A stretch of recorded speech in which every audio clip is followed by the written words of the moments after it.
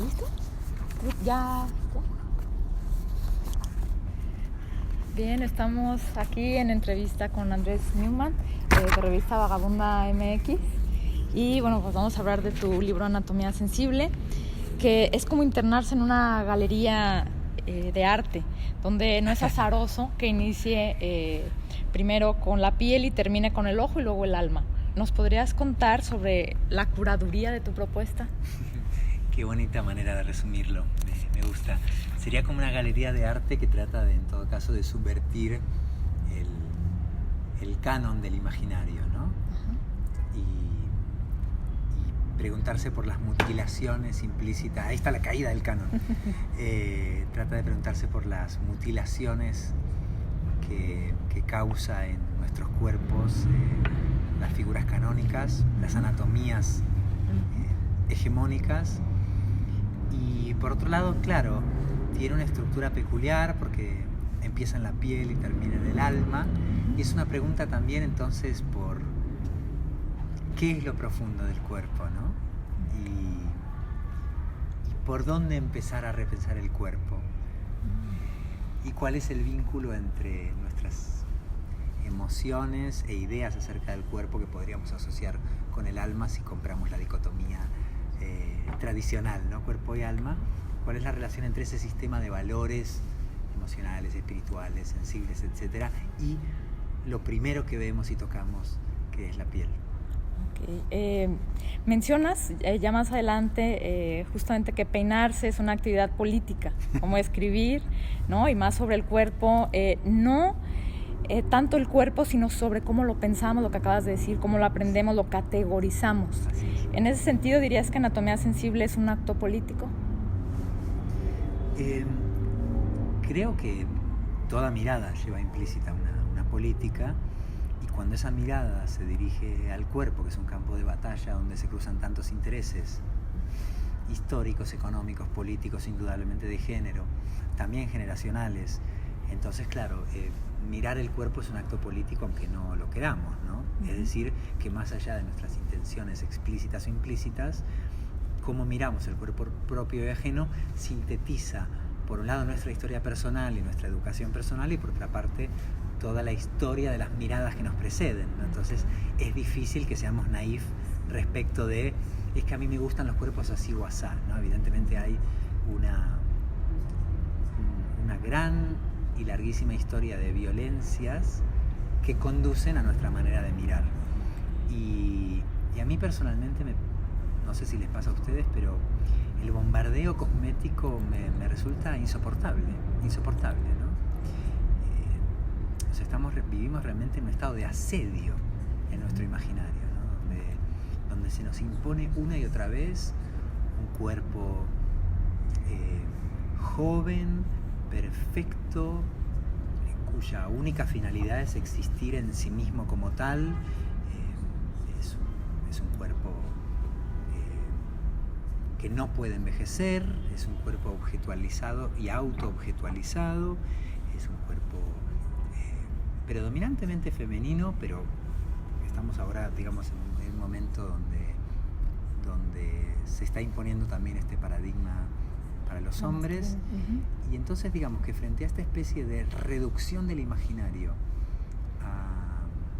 a estos cuerpos modélicos, la pregunta por cómo narrar todo lo demás, que es la inmensa mayoría de cuerpos, me parece que se vuelve urgente, ¿no? Es decir, como que hay un malentendido cuando decimos cuerpos no canónicos, ¿no? O cuerpos no normativos. Parece que nos estuviéramos refiriendo a los cuerpos excepcionales o extraños que también tienen derecho a existir. Una especie de mirada tolerante y condescendiente, ¿no? De bueno, está bien, dejemos entrar a tres o cuatro cuerpos raros a la discusión. Pero no, es que los cuerpos no normativos son los cuerpos normales. Los cuerpos anómalos, tóxicamente construidos y conseguidos mediante la autoflagelación, que tampoco conduce a la plenitud y al disfrute del propio cuerpo, esos cuerpos son los cuerpos raros. Son infrecuentes, son difíciles de conseguir y no procuran nada bueno. Entonces realmente, en realidad, más que una defensa de los cuerpos distintos, mi interés era recordar que todos los cuerpos que quedan fuera de Photoshop son los cuerpos normales. Esa debería ser la norma. Los cuerpos de photoshopeados. Sí, hablando justamente de la vejez, tú también mencionas obviamente las canas, las pieles, y reivindicas su valor todo el tiempo. ¿Crees que el ritmo pendular de los cánones sociales que justamente nombras lleve de nuevo a una revalorización de la vejez, o las luchas que se están iniciando no alcanzarán? Ojalá. Lo que pasa es que son demasiadas fuerzas que operan en sentido contrario. ¿Sí? Si la pregunta es si algún día la historia del arte estará llena de miradas dignas sobre los cuerpos ancianos, de que si las películas se llenarán de escenas eróticas bellas y respetuosas entre cuerpos de personas viejas, si el mundo de lo público, de la comunicación, se va a llenar de personas obesas o bajitas o peladas o no identificables como canónicas, la respuesta es que me temo que no. Ahora, si podemos tratar de luchar por ensanchar los márgenes, ¿no? De desautomatizar un poco la mirada, ¿no? Creo que eso ya sería un gran avance, ¿no? En realidad esto es un acto de resistencia, ¿no? Sí. De rebeldía y de resistencia por un lado, pero también de un cierto marco propositivo, porque si criticamos nuestro marco, digamos, ¿no? Pero no proponemos nada a cambio, salir del marco es caer en el vacío, en un abismo, ¿no? Y no podemos tirarnos al abismo. Entonces, en Anatomía Sensible, a la vez que se trata de parodiar el canon, se propone una belleza alternativa, ¿no? El librito este funciona como una máquina de metáforas que elogian, dignifican y celebran todo eso que nos acompleja de nuestros cuerpos, ¿no?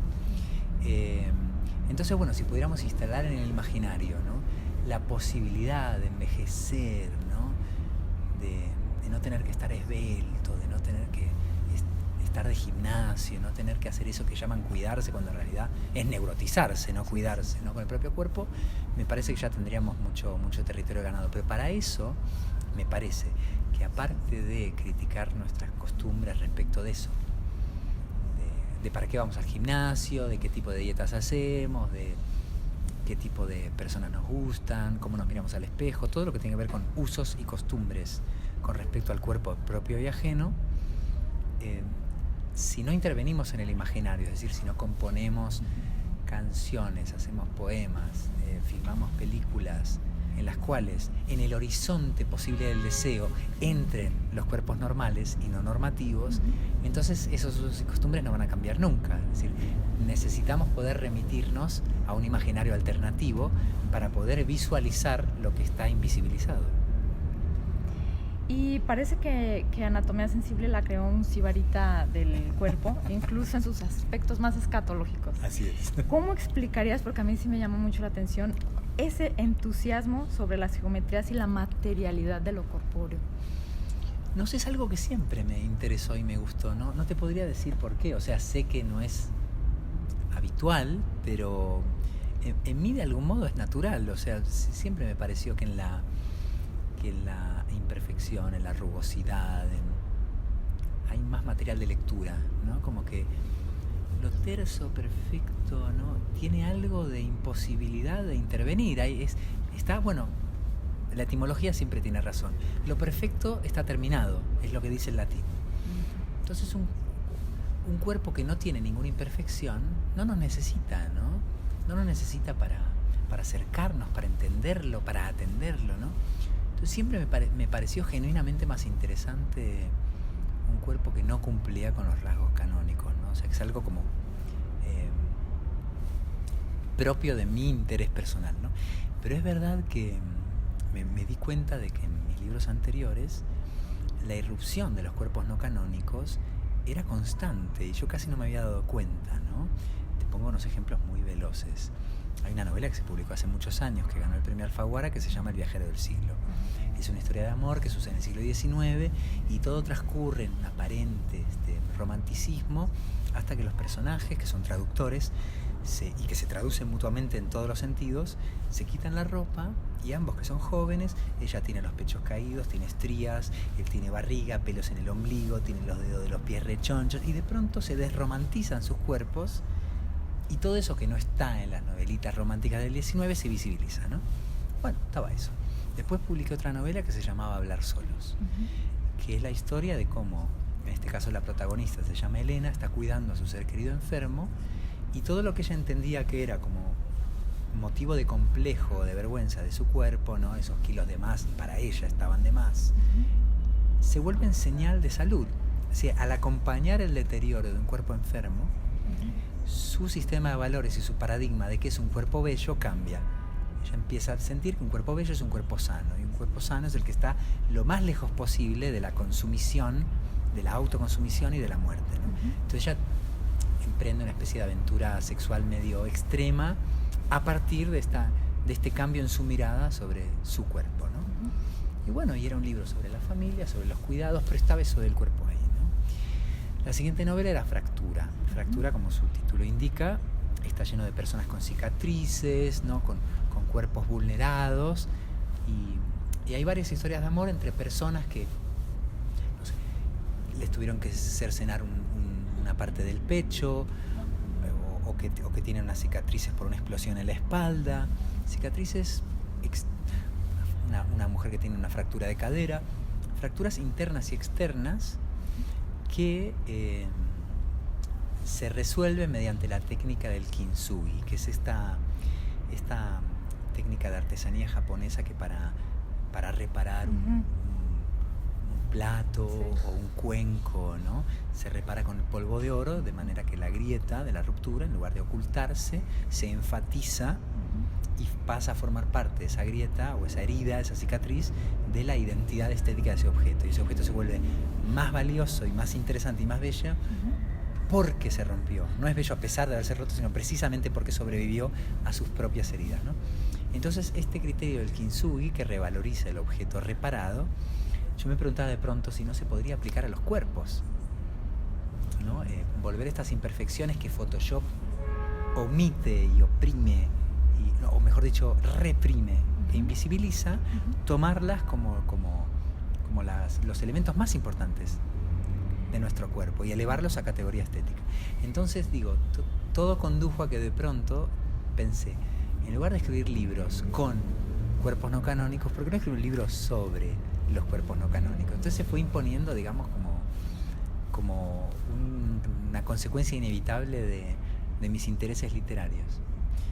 Sí, por ahí yo también leo que tiene una esencia fenomenológica, ¿no? Porque es como genera conocimiento a partir como de una suspensión del juicio por el cuerpo, sí, y después viene como todo el descubrimiento. ¿Lo hiciste con esa premisa o fue como inspiración poética? Ay, me parece una observación muy inteligente esa, no lo había pensado en esos términos, pero sí, hay algo de eso, ¿no? De mirada inaugural, sí, de suspensión del juicio, una inmersión brutal y desprejuiciada, el encuentro sensorial con el resto de cuerpos y una recogida posterior de conclusiones, pero son siempre, como decía Unamuno, no preceptos, sino posceptos, ¿no? Ni precepto ni concepto, poscepto, ¿no? Entonces, todo lo que hemos capturado después de la vivencia directa con el cuerpo imperfecto, ¿no? Así que sí, se puede entender así, y es una mirada en ese sentido un poco infantil, en el más digno sentido de lo infantil, ¿no? Yo convivo con un niño pequeño que es mi hijo y del que estoy muy enamorado, y me fijo mucho en cómo mira el desprejuicio con que todavía a esa edad, que están a punto de ser intervenidos y secuestrados por el sistema de valores corporales, pero que todavía hasta una cierta edad el cuerpo del abuelo, de la abuela, ¿no? La carne envejecida, se vuelven fenómenos dignos de atención, quieren tocar, no juzgan, ¿no? Sino simplemente experimentan, ¿no? Entonces, bueno, algo de esa mirada que en el fondo es una especie como desde la escritura de poesía, como de vanguardia, ¿no?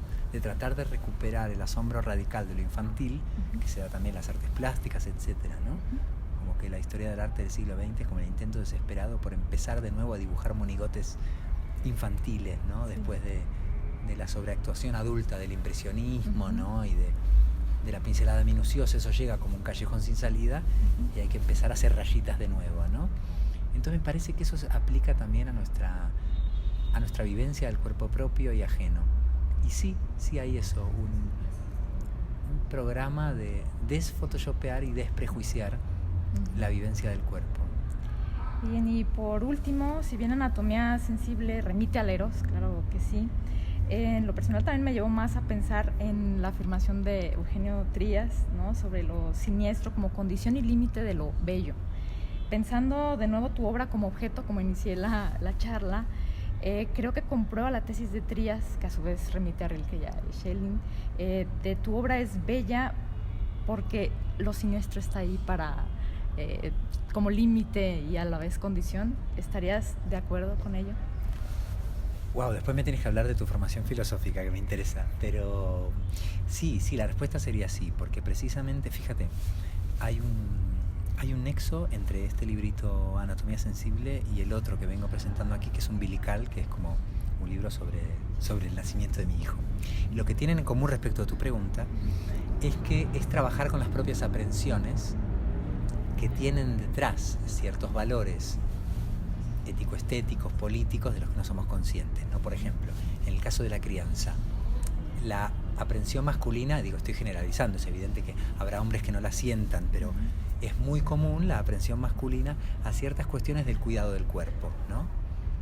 Digamos, nombrémoslo no eufemísticamente, limpiar culos, todo esto que normalmente muchas ciudadanas, mujeres, tienden a hacer con más naturalidad porque son educadas en la idea del cuidado, de la crianza, es algo que te encante hacer, pero digamos, se hace, ¿no?, con naturalidad, ¿no?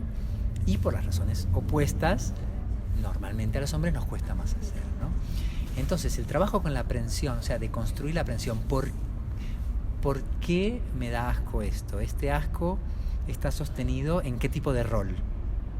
Es el asco de que si yo me acostumbro a esto, transgredo mi rol y entro en un rol que no me corresponde. O sea, ¿qué es el asco sensorial, no?